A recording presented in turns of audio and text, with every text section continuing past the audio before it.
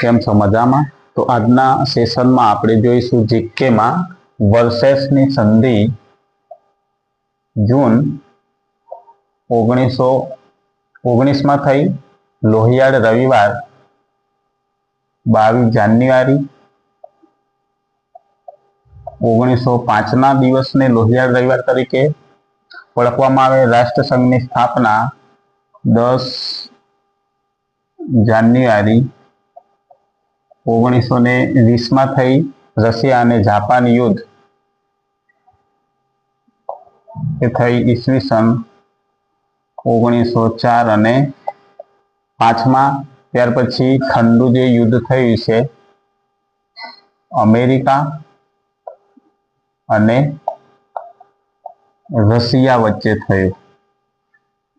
જો મિત્રો તમને આ વિડીયો ગમ્યો હોય તો લાઈક કરજો,